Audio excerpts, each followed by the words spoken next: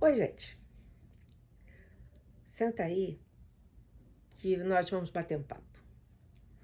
Ah, mas pode lavar sua louça, passar sua roupa, ouvir sua música, não impede. Eu queria falar com vocês sobre a gente. A gente. Sabe aquela história do Benjamin Button? Pois é, ela não é tão irreal assim. A gente vai caminhando, a gente nasce pequenininho, com todo cuidado, ele nasceu velhinho. Usou fralda e tal. Esse caminho que ele fez de vinda, a gente faz de ida. Mas a gente se encontra em determinados pontos. E eu acho que talvez fosse mais esperto esse caminho que o Benjamin Button segue. Quando você tem pais idosos, você tem crianças de 2 anos. Mais ou menos crianças de 2 anos. Têm vontade própria, são voluntariosos e usam fraldas. Sim. Então, é um caminho que provavelmente nós todos vamos trilhar. E a gente tem que escolher como é que vai trilhar esse caminho. Se a gente vai trilhar de bom humor, sozinho, rabugento, se a gente deu o exemplo suficiente aos nossos filhos para que eles tenham, né? Para que eles tenham paciência conosco quando chegar a nossa vez. Eu espero, sabe? Eu fico pensando, eu gostaria muito de quando ficasse mais velha, fosse morar numa casa de repouso para idosos. Sim, pessoas da mesma idade que eu, que não vão compreender a tecnologia como eu não vou. Eu hoje lido bem, não lido tão bem quanto já lidei, mas lido bem. Adoro uma novidade tecnológica. Tenho um problema insolúvel com as Alexas aqui de casa, porque eu tenho que ter paciência para configurar. E cadê a paciência? E cadê entender? Eu já tinha feito tudo e aconteceu um problema, desfez tudo. Então, a gente vai precisar de que tenham paciência conosco. Ontem eu falei com a minha tia, que já é idosa, é irmã da minha mãe, e porcaria que caiu do ouvido, que é idosa, que é irmã da minha mãe, e ela falou para mim, eu não lido bem com tecnologia, eu não consigo mexer num celular. Eu não sei se ela já tem 80, mas só o fato dela estar usando o celular já é, no meu ver, uma grande vitória. Às vezes as pessoas que estão em volta não têm paciência de ensinar, mas acho que com um pouco de paciência a gente consegue destravar esse PlayStation. Gente, eu não liguei o negocinho de luz, agora já era. Então, eu estava pensando aqui por todos os caminhos tecnológicos que eu já passei. Eu acho que poucos lembram, só os mais velhos, que havia orelhão em todo o caminho, em todos os lugares. O orelhão era como se fosse um salva-vidas numa piscina.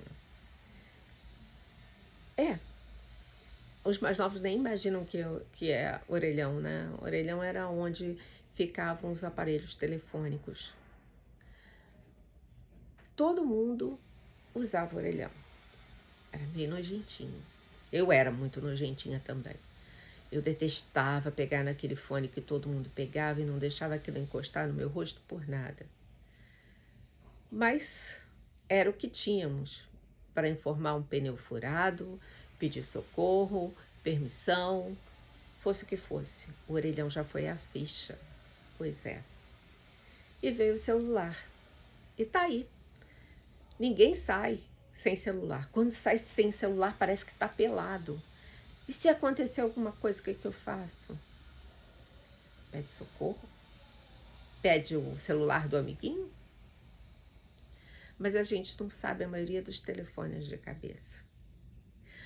Quando eu era menina, eu sabia tudo quanto era telefone importante de cabeça. Dos meninos mais gatos, das minhas amigas. É outra coisa que mudou, né? Quando eu era adolescente, éramos 4 inseparáveis, sem o jeans viajante, mas tinha uma grega. Por incrível que pareça, tinha uma grega.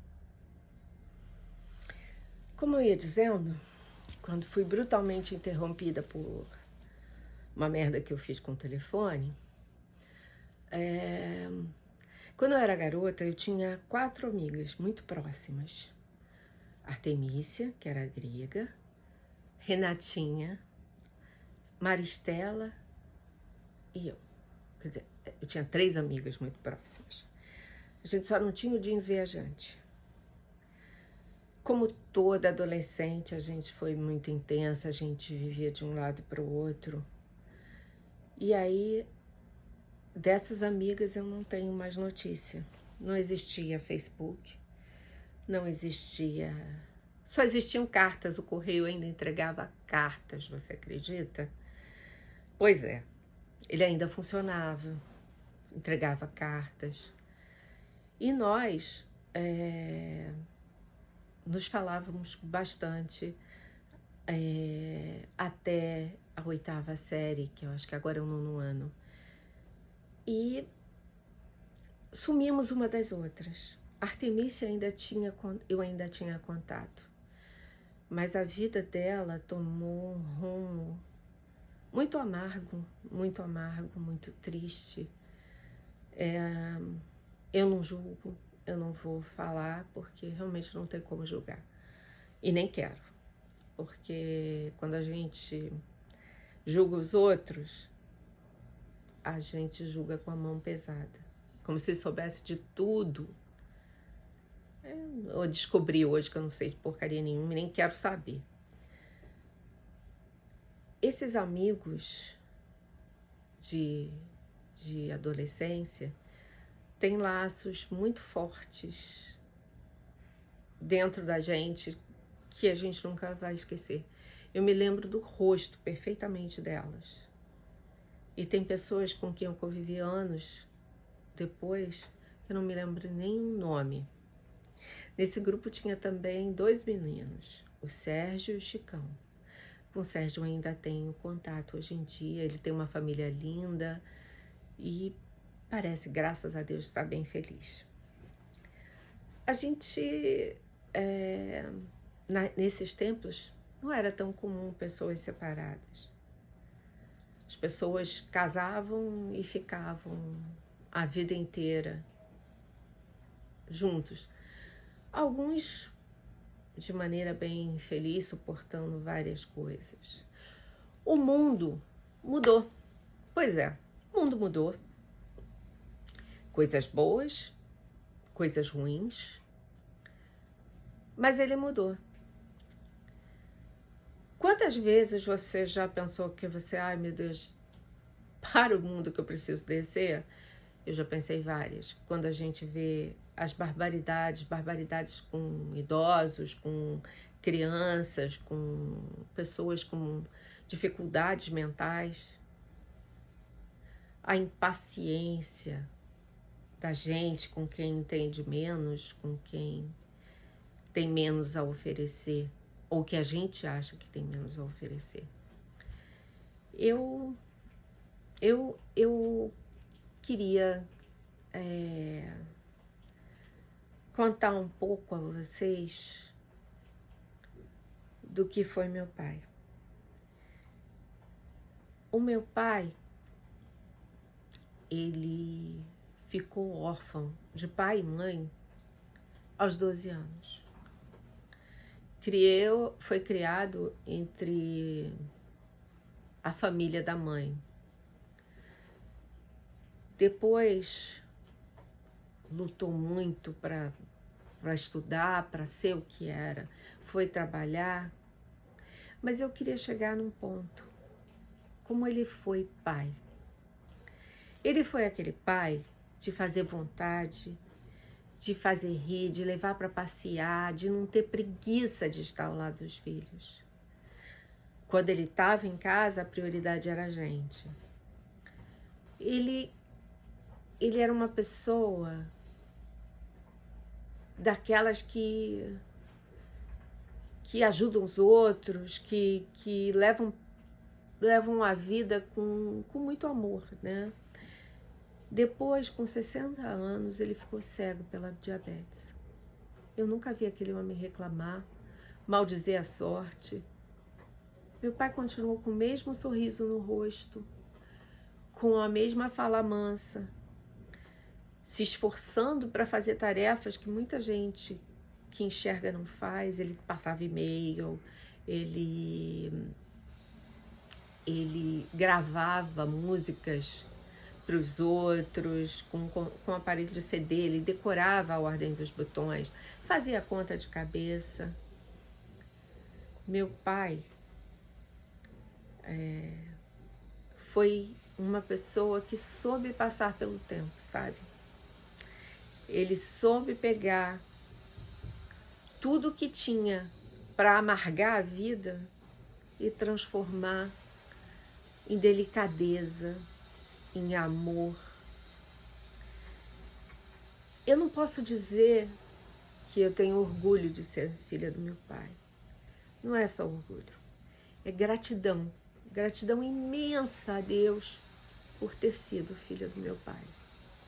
E de saber que eu nunca estive à altura dele, mas que amei desesperadamente. Foi a semana do Dia dos Pais, né?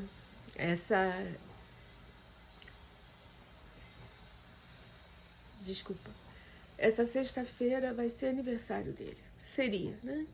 90 anos. E eu vou comemorar com ele esses 90 anos que Deus deixou ele aqui. Quase 90 anos, né? Que Deus deixou ele aqui. E que foi pouco tempo para tantas lições. Então, gente, essa semana, randomicamente, os assuntos foram desviando do que eu pretendia, mas foram saindo. E eu deixo aqui a minha homenagem ao homem que foi pai, o pai mais maravilhoso que alguém podia ter. Eu tenho muito orgulho de ser filha dele. Ou melhor, eu tenho muita gratidão por ser filha dele. O orgulho não é no sentido não é no sentido pejorativo. É no sentido de que ele foi uma pessoa muito grande.